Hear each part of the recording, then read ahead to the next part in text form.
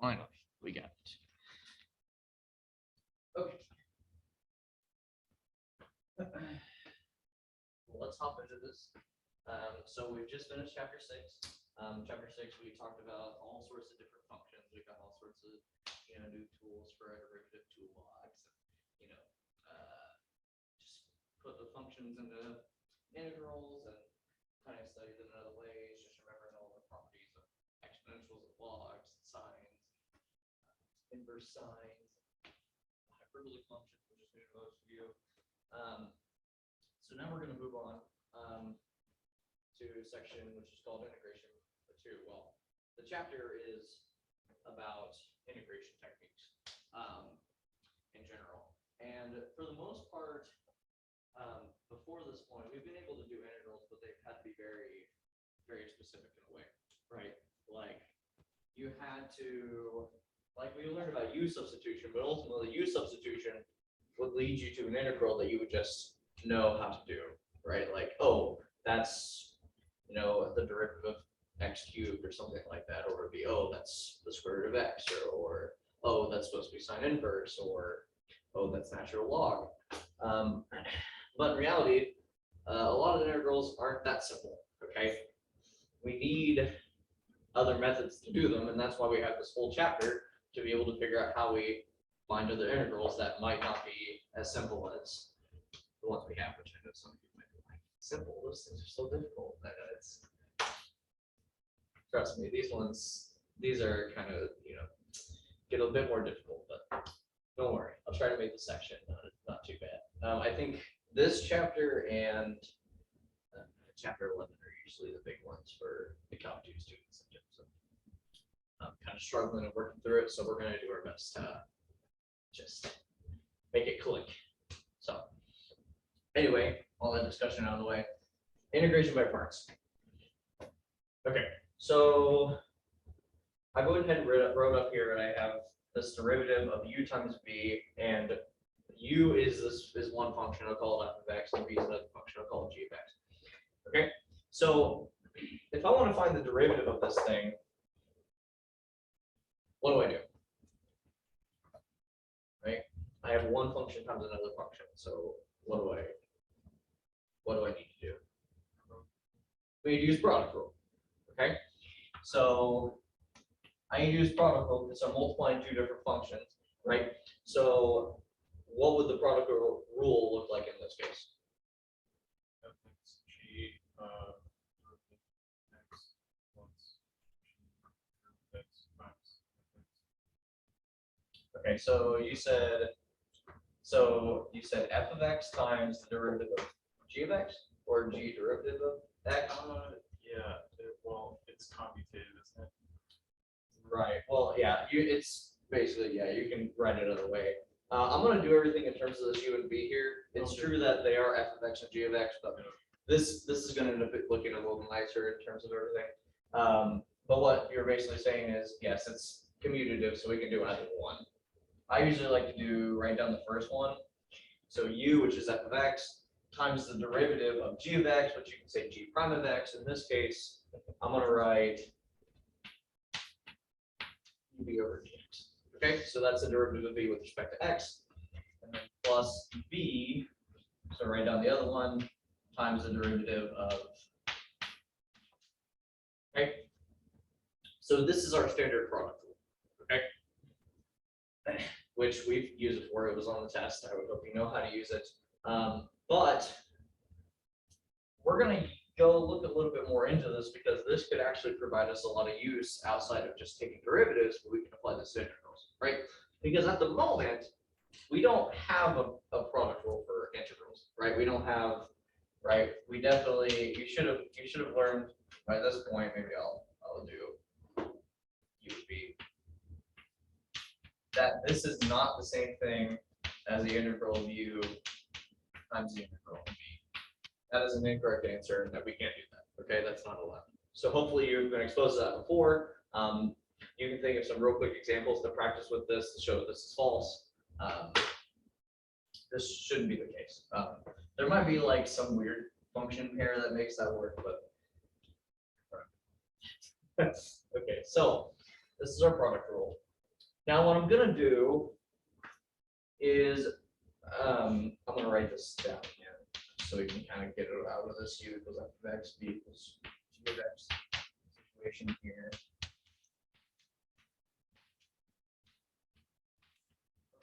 And what I'm gonna do is, there's a dx on the bottom of each of these, and so I might want to make it look a tiny bit nicer, since you should have worked with differentials before, where I can just kind of take these, they're like two separate pieces technically. So I'm going to take both sides of this and multiply it by dx. Okay, and the reason why is going to become clear here in a bit. But we're going to have the derivative of u times d of uv, right? Because d of uv here, and that's going to be u times dv, because the dx was canceled out, and then v times d.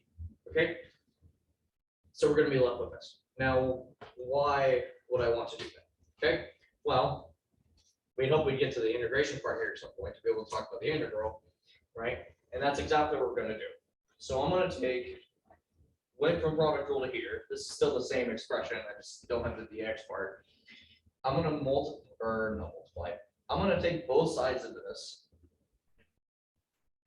and I'm going to integrate it. Right? So essentially, I'm taking the product rule, and I'm sort of integrating it back. I kind of want to see what happens when I go backwards. Okay. So let's start here. Who can help me with this left side's gonna be when I integrate it? If I have the integral d of uv, what is that gonna be? Yeah, just uv. Okay, and the reason being, right, basically this integral sign and this d in a way sort of cancel each other out. There's nothing in between. But also, right, if I just gave you the integral dx, you would say it's x, and then plus c in general, but we won't worry about that down here. If I gave you dy, you would say that's y plus c, right, etc. So it doesn't matter. So if I have the integral d something, that something is going to be what the answer is going to be. Okay, now these are going to be a little bit more complicated. It depends on what the functions are. So I can't just integrate this and call it something and say it's good.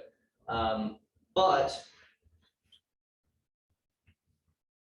for parentheses around that, I do have integral rules that will allow me to split this up. So is there a way that I can rewrite this right side maybe to separate these two? What would that look like?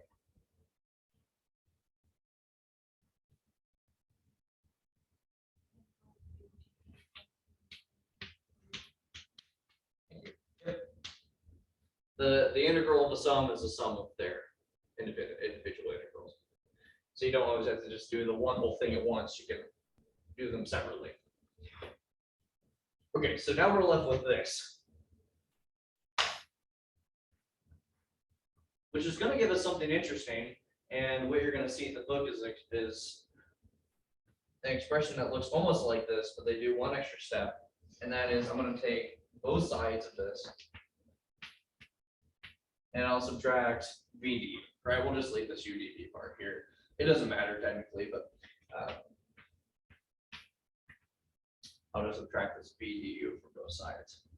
Okay, so what that leaves us with is what's called the integration by parts formula, which is the integral, right? Just left with UDV on this side.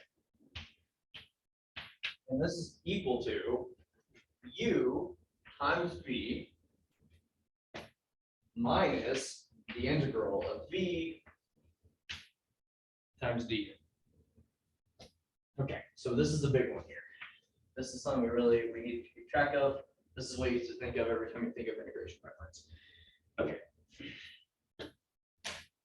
Now, why is this useful? Why would we want to know this? What sort of help does this provide for me?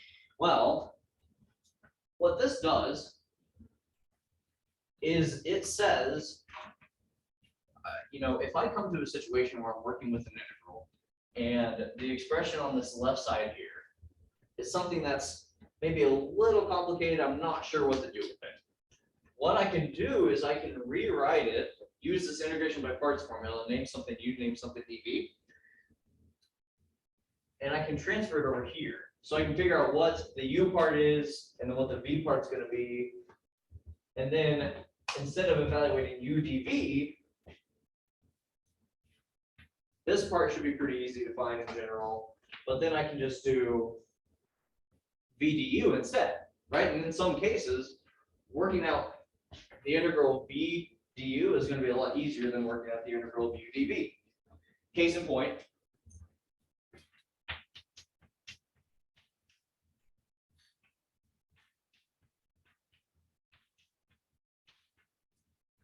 x times the sine of x dx.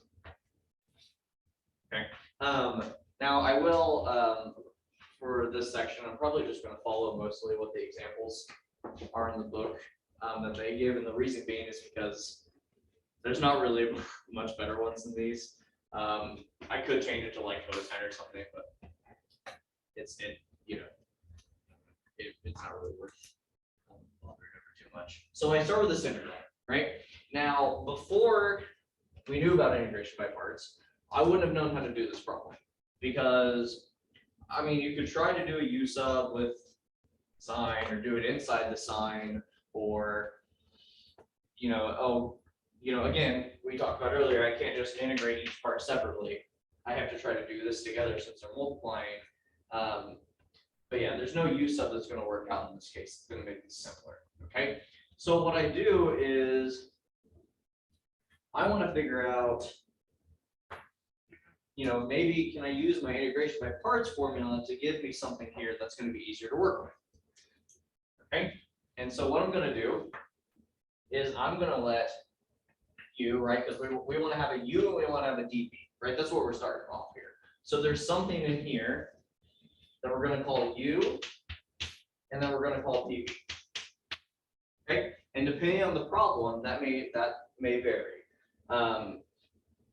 And I might kind of go over maybe a thinking process to determine which is which later, but let's just kind of walk through this problem here first. Okay, so what I'm going to do is I'm going to let u be equal to x. Okay, so I'm going to let u just be this x part here. And I'm going to let dv be, well, whatever u is, dv has to be everything else. So that leaves us with sine x dx. Okay, now why am I doing that? If u is equal to x, what is du going to be? Dx. Right, it's 1 dx, right? There's a combination there. It's 1 dx, or we can just say dx. Okay. Now we have dv equals sine x dx, right? So also for my integration by parts, I need to know what v is going to be, right? So I need to take this dv expression and I need to integrate it, right? So to get v, I need to find what the integral of just sine x dx is by itself, which is what? Negative cosine x. Thank you.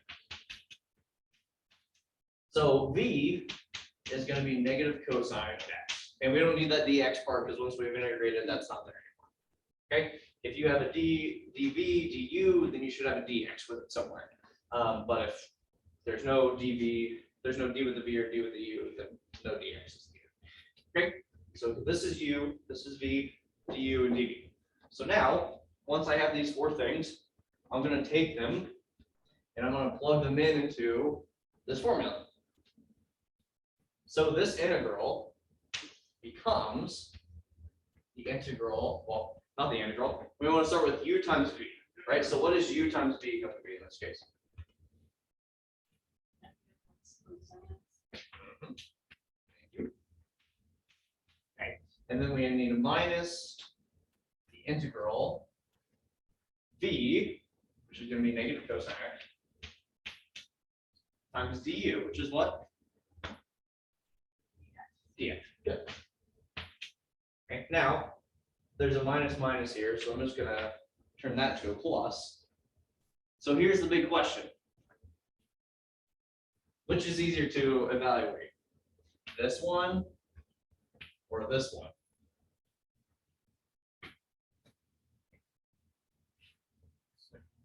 Second one, it's right, because that one's just cosine x. What's the integral of cosine x? It's sine x. So our final answer ends up being negative x cosine x plus sine x plus c.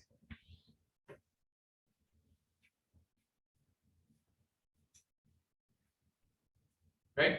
Does that make sense? You see the general idea here? It's saying, oh, I don't like what I have, so let me kind of replace the rules around, kind of flip them and see if I get something easier. Which you may not always initially think you get something easier, but which we'll do some examples where we'll see that. But usually you're working towards something where I can more easily solve the integral rather than trying to do something tricky with just what I have. Any questions so far on that? Okay. Good. So one question that you're going to ask often, and that gets asked often about this is, how do I know what to pick for U? How do I know what to pick for dV? And the answer is, it may not always be the same thing. You might hear, if you go to the Mac, and I'll bring it up briefly, this concept of something called lead tag. Okay.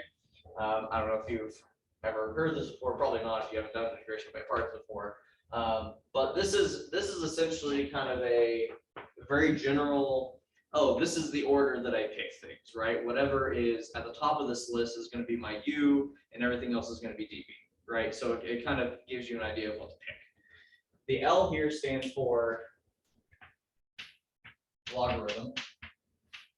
So if I am working with a natural log or a log-based something, that should usually be my U, because that's going to allow me to get, when I take the derivative for the du, it's going to be 1 over x of some sort, or which should be easy to work with. The I here stands for inverse trig. Okay, so again, if you're working with inverse trig functions, maybe that should be your U. A here stands for, call it algebra. And what they mean by that is just like polynomials. Your general x to a power, et cetera, et cetera. So if I have, x squared plus 5, maybe that's a good container for my U if I don't have a logarithm or an inverse trig function. Okay. Like in this case, for example, right? Maybe I'll go ahead. The T stands for just trig functions, if you weren't able to guess there.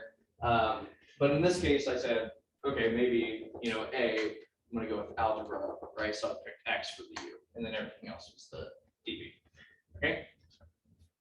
So we have trig for T, which comes next, and then finally, E is for exponent.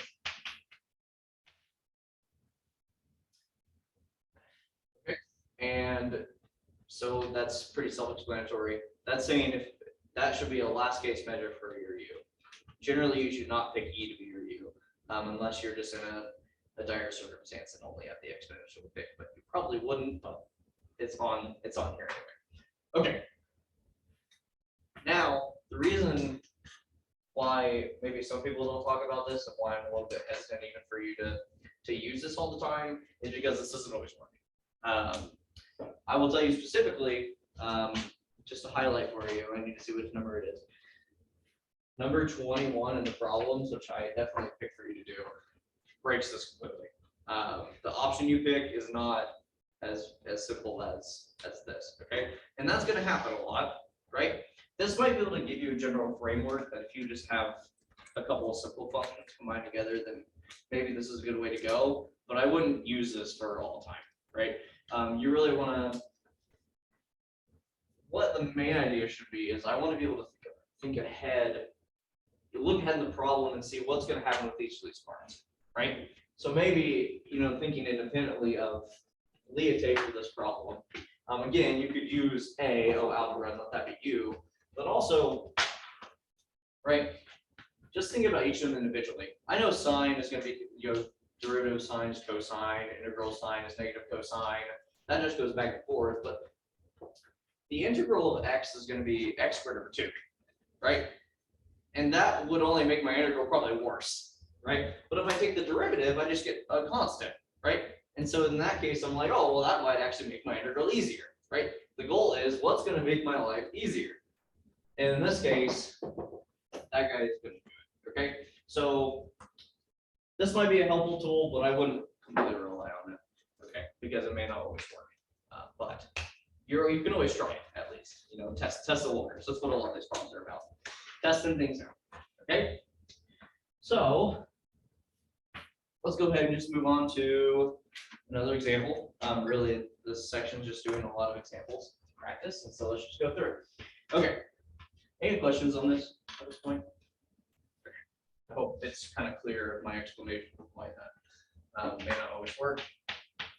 Let's go on to example 2. Okay, so the next one is a little bit of a fun one because if you remember at the beginning of last week, we were talking about the natural log, find the derivative, but we couldn't really explicitly do its integral. And the reason is because we just couldn't. We didn't have any way to do it. Maybe if it was involved in some sort of use of, we could, but in general, we couldn't. But now, I have the ability through integration by parts to do this integral, and so we're going to do it. Okay. So let's think through this, right? If I want to use integration by parts, I need to find something to call my u and something to call my dv, right, for this problem. Now, there's not a lot of things there, so there's not really a lot of options, right? So I don't know. Someone help me out. Try not to look at the book. There's a little bit of spoilers there for a little. Let's just try to think through this, okay? So someone help me. What might be a good pick here for my u, right? I really only have a couple of options, right? It's either, we have natural log. You could always pick a number, like maybe 1 or something. There's 1 times ln of x. Use that. What do we think? What should u be in this case? What is it? Okay. So let's say we did choose 1. So what would dv be in that case? Okay. So what's du going to be? It's 0 dx, right? Okay. What's v?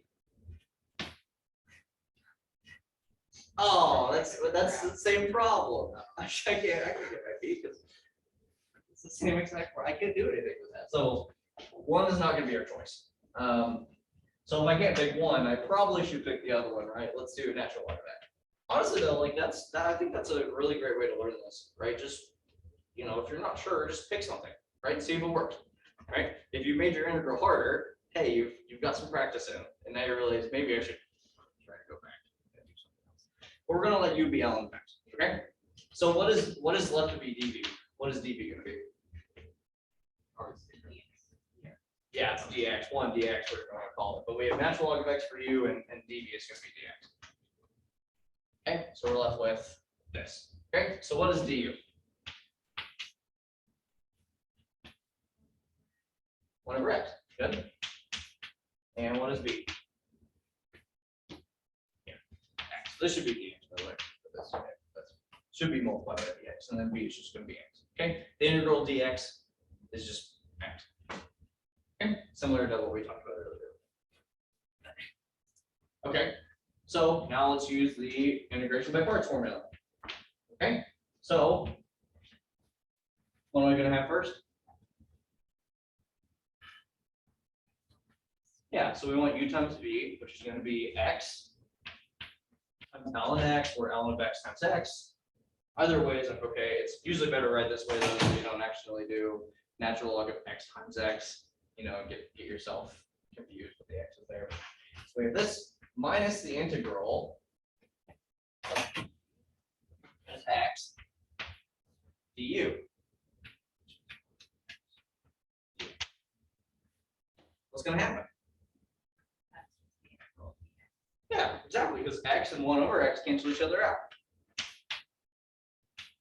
We have x ln x minus the integral of dx. What's the integral of dx? X. So our final answer is going to be x times the natural log of x minus x plus.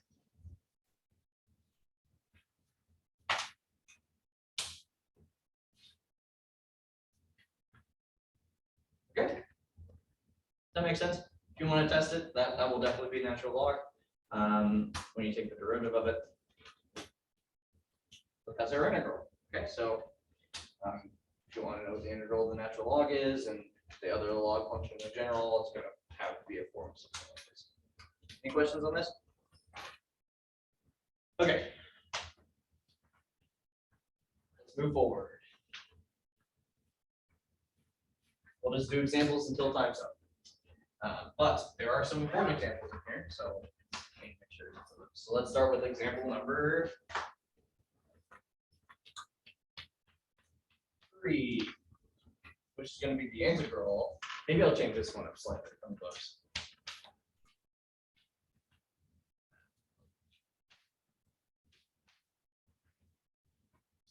So we want to find the integral of t cubed times e to the 2t dt. Okay. So I want to find this integral, and I can't do a u sub, right? You know, maybe on the test you would have tried to do u as 2t, but that's not going to help us with this t cubed here. So we can't really go much farther. So we want to try to apply integration by parts. So let's work through it. Okay, someone help me. What do we think u is should be? T cubed. Okay. Why do you think u should be t cubed? Because e is a lot easier to integrate. Right. Well, yeah, And e, if e's- you differentiate t cubed, it'll be smaller. right, good. Yeah, exactly.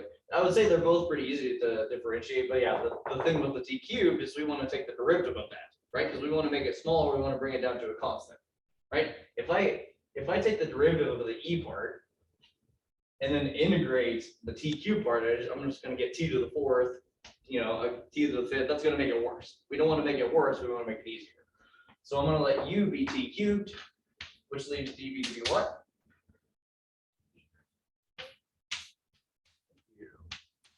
Okay. du. Thank you. So t squared dt. And what is b going to be? What is the integral of e to the 2t dt? 1/2 e to the So if you want to think through that a bit more, that's completely fine. I don't blame you for maybe wanting to do a u sub on this or anything. But yeah, what's going to happen in general, right, is when I'm integrating e to a number t. Hopefully, when you're doing these problems, like this part of the integral wouldn't take too long. If I'm doing the integral of e to a times t, some number a dt, right? Normally we want to let u be at and du be a dt, right? Because a is a constant, and so we get dt is going to be du over a, which just leaves us with 1 over a integral of e to the u du, which gives us 1 over a e to the u, right? Because e to the u integral of e to the u is e to the u, and so we get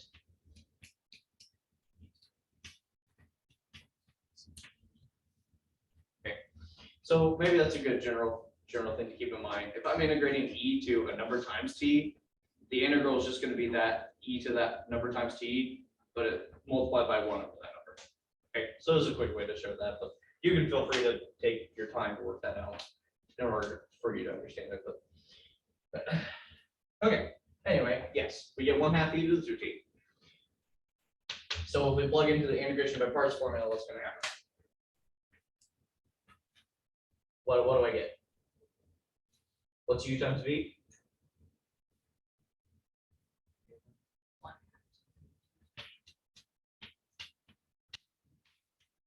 Minus the integral. And what are we going to have on the inside of the integral?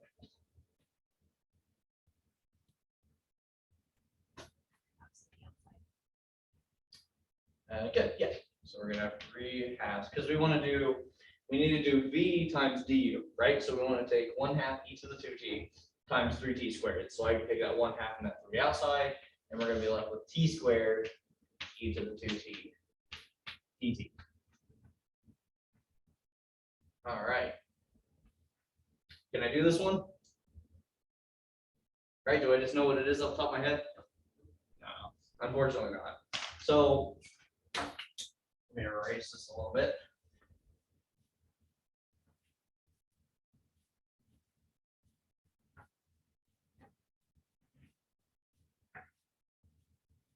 Okay, so we're still under the situation, right? We moved it down a little bit, but now I'm stuck in another situation where I have, oh no, I have t squared e to the 2t now. I still can't use sub that, so I'm probably gonna have to use, I might have to do integration by parts again. But that's okay. Ultimately, our goal is, right, we want to get rid of this t squared.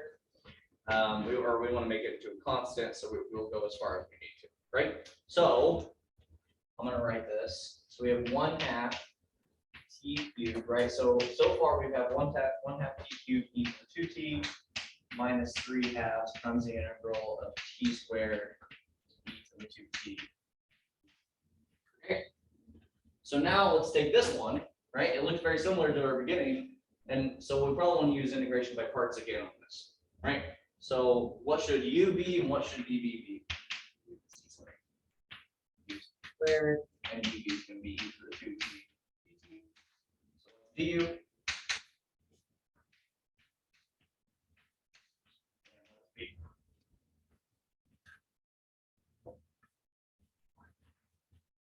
We already did it, right? 1/2 e to the 2t.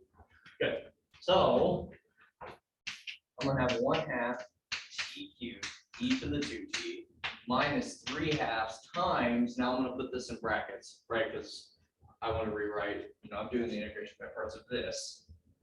So we're gonna have u times v.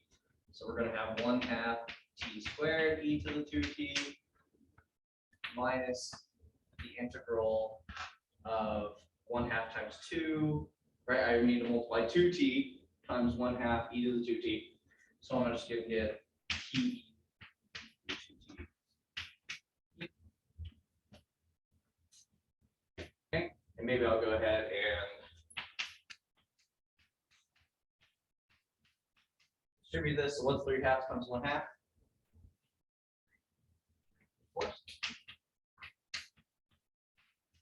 And with minus, so it's plus.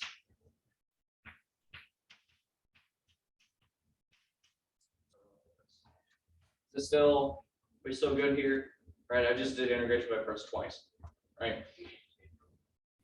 Yeah, so we're gonna need, so we're gonna have to do it again, right? Because we still have t e to the 2t. U sub still can't work, right? But I think this might be our last one, hopefully, right? So let's work through it. What's u? U is t, yep. TV. E to the 2t dt. So what's du? 1 dt, thank you. And what is b? We've done it a couple times already. 1/2. Okay. So this is going to give us 1/2 t cubed e to the 2t minus 3/4 t squared e to the 2t plus. So now I'm going to have 3/2 times. So now we're going to have u times v, which will be 1/2 t e to the 2t minus the integral. What's going to be inside this integral?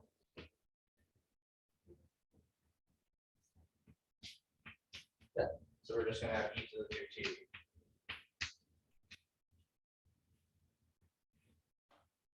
Okay. What is the integral of e to the 2t? 1/2. Right. 1/2 e to the 2t. Right. So at this point, we've got rid of all the t's on the inside of the integral. So now we finally got to a closing point.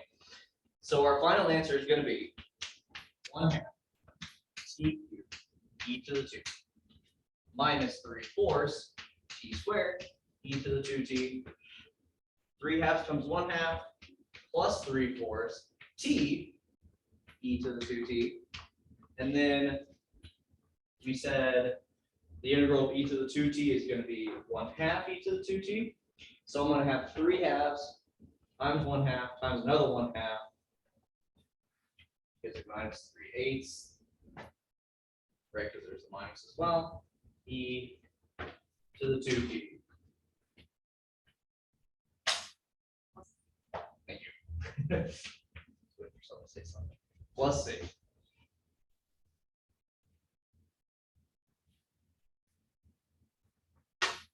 And that's our answer. Okay. Is it hard? I mean, you did the same thing several times. Is it long though? Maybe. It might take you a bit, okay? But that's the big idea, right? It may be tedious, right, to do in some of these problems, right? I made it slightly more tedious because the book just has t squared, I think, but I did t cubed. But it's the same idea still applies, right? I say, okay, I can't do this as it is, so let me use integration by parts. And then you have a new expression. And then you say, oh, well, I can't do that one as it is, so let me use integration by parts again. Yes. That's fair. Where did the 1/2? Where? Here? Yeah. Okay, did you, right, I was talking about the integral of e to the at. Do you remember that part? Yeah. Yeah, so I said, okay, if we let u be at and then get the du, what's gonna happen is I'm gonna have a 1/a that comes out, and I get e to the u du, so I get 1/a times e to the u plus c, which is gonna be 1/a e to the u, which is at. So if I just have, if I'm integrating e to a number times t, I just write it down again, but then I just divide by the number. It's kind of similar to when you were doing like 3 to the, I do the integral of 3 to the x, you just divide by natural log of 3. It's the same thing that's happening here. And in a similar form, it's just saying if e is number times t or number times x, right, depending on what it is. Any other questions on this? Yes. Were you allowed to shorthand the values before correction? Because for several lines you had everything like all about quantity. Oh, are you saying? Are you saying? Yeah. Are you saying that like instead of writing all this again, you just focus on each part? That's okay. Yeah. Just make sure you can keep track, right? Because sometimes they can get longer, and so it might just help for some people to like write it down all the way, right? Because these signs are become very important as well, and so we need to watch out for when our signs might be different than numbers. Yeah, do whatever makes it easier for you to think about it. You can also maybe I'll do it this way. This is a way that some people, you might see that some people need to do these sorts of problems, which might help you think about it. But if I'm, I'll do the same problem again. This is the way that the book does it. So I mean, that might be the easier way to think about it at each step, and especially for some other examples, it might work better to do it that way. But notice there's a consistency in our problem, right? Because we always made u whatever t cubed, t squared. It was always that same thing. So we would always take the derivative of that thing, and then we'd always integrate the e to the t part. Okay. Well, what I can do, right, is I can acknowledge that, and I can say, okay, this is going to be the column where I'm taking the derivative of things, and this is going to be the column where I'm integrating things. Okay, so on this left column, right, we start off with t cubed, and on this right column, I'm going to start off with e to the 2. Okay, so what we're going to do is I'm going to take the derivative and integrate until I get to a point where, especially in this case, I want this to be a constant, right, or maybe even 0. I can just take it down to 0 and make it easier. Okay, So what's the derivative of t cubed? Okay. What's the derivative of 3t squared? 16. What's the derivative of 16? 6. And what's the derivative of 6? Sure. Okay, good. That's a nice stopping point. Okay.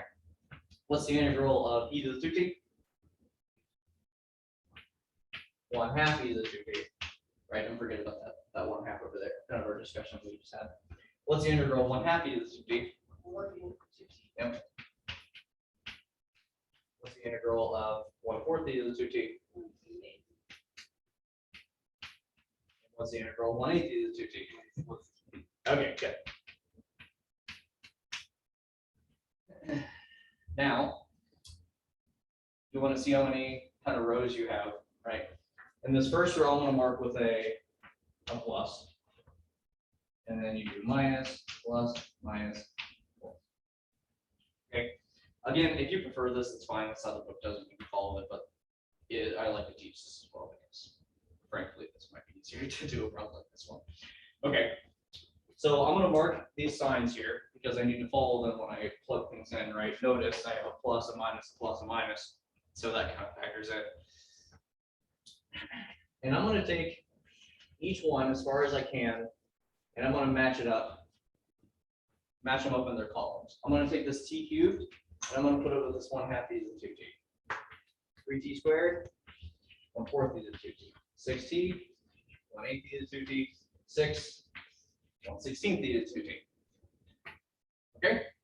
And then I'm going to make sure to carry the signs with them as I go, and I'm going to write down all those terms.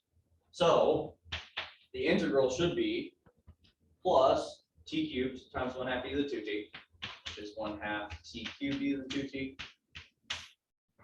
I should have negative 3t squared times 1/4 e to the 2t, which is going to be minus 3/4 t squared e to the 2t.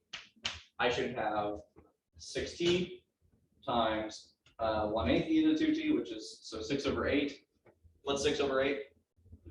3/4, and that's a plus. Okay, and then minus 6 times 1/16 e to the 2t. 6/16 is going to be 3/8. Because at this point, I mean, this is always going to be 0 down here, and so everything else is. But this is the same answer. You can check that if you want. So I don't really care which one you use because they're both valid. If you like to keep track of that better, you can. If you understand this pretty well, then use that. I don't mind. Right? Notice the work was a little cleaner here, but also there's a lot more going on behind the scenes. So just be cautious. Okay. So offer up a couple options. But let's just shorthand that. I was just thinking about it as we were talking about doing stuff. Okay. So all of that. Okay. I'm trying to see. I think I just need to do. So the book also gives it does tan inverse, which you can look down if you want to. It's very similar to the natural log one. It's still, still kind of cool. I might do it if we have a bit of time here. And they prove a little formula that's neat to have whenever you have sine or cosine to a power. But we're going to spend our fun few minutes here talking about one very important example of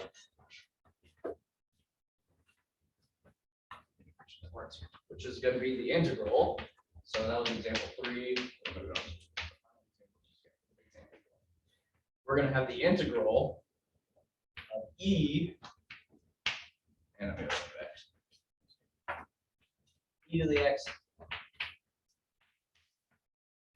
sine x dx. Okay. So this one by far is probably, the one that's going to trip people up the most. And the reason being will become clear in just a moment. Okay. So someone give me a U, someone give me a DV. What do we think? Was it? You want u to be e to the x? That's completely fine. What we're gonna find actually is it doesn't matter in this case, which one it is. And that's because, right, well, let's just write this down.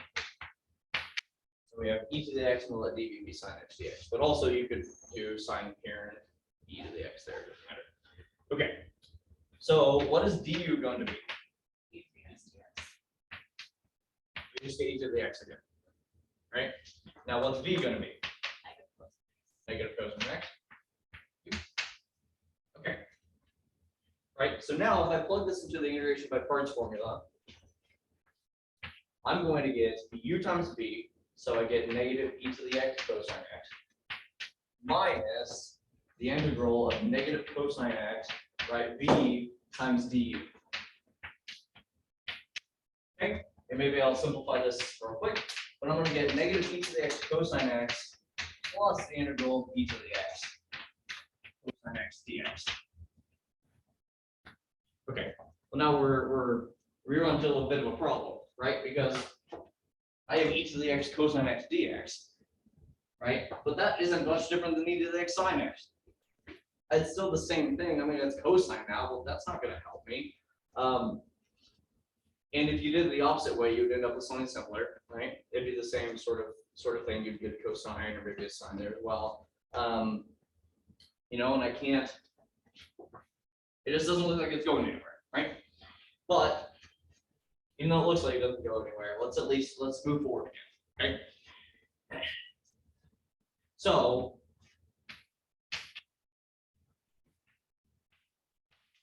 what should u be in this? We want to do this one now, right? So this part's taken care of. What is u going to be and what's dv going to be in this case? What do we think?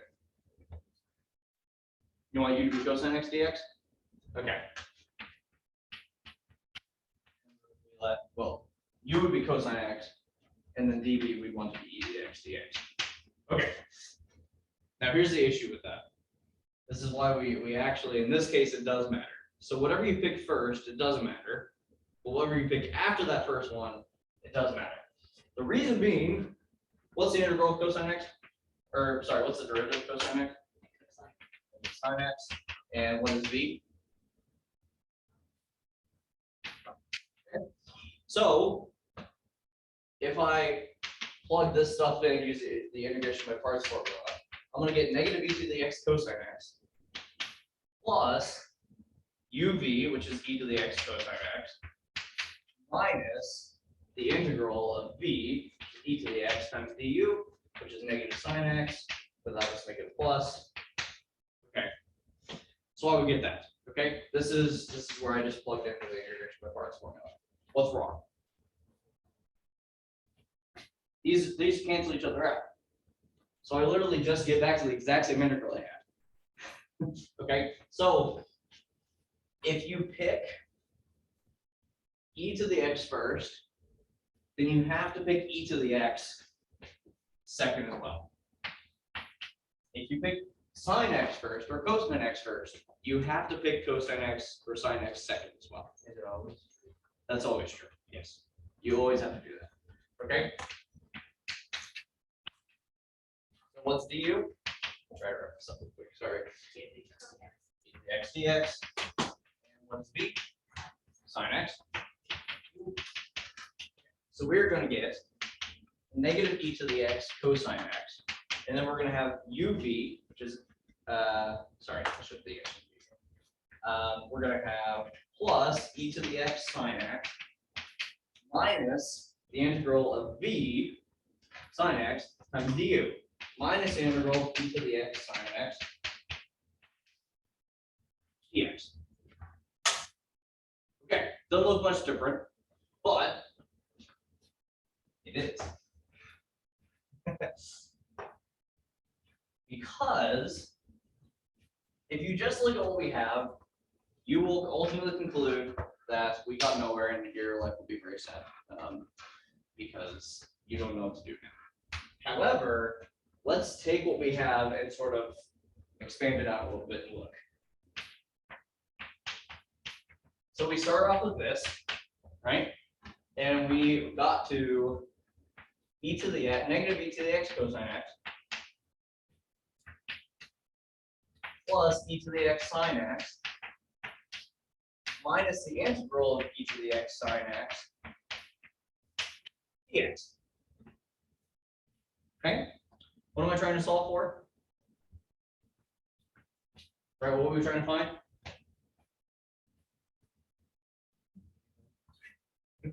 Integral of what? We're going to find this, right? So this is the same thing, right? So maybe let's look at this a little bit differently. I'm going to name these. I'm going to call it I, right? That's what we're trying to find. I'll just call this integral here I, okay? So I have negative e to the x cosine x plus e to the x sine x minus I. So if I want to find that integral, would I be able to solve this equation for that integral? Yes, we can. What should I do? Move the negative. I'm going to add the integral to both sides. What's I plus I?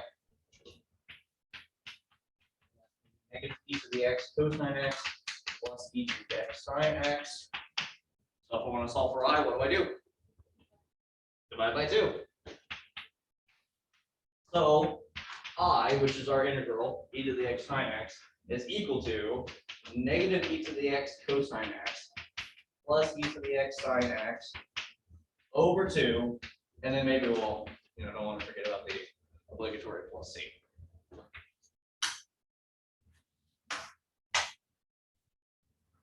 Okay, so you might want to sit and think about that one. The book, explains it as well. But the main idea is this: is that okay? I can't make either of them disappear or make anything cancel out easily. So let me just abuse the fact that they're periodic, right? That they kind of repeat of each other. E to the x, e to the x, e to the x happens each time I do e. And then if I integrate sine twice, I eventually get back to sine, right? And what that did is that gave us the same integral, so we could just solve an equation for it. Okay, so that's how we do that. Okay, again, you can look at the rest of the examples, but that is integration before it's in its essence. Okay, really practice examples. I'll stick around for a bit if you have any questions or clarifying things. I don't want to hold you too much longer, so.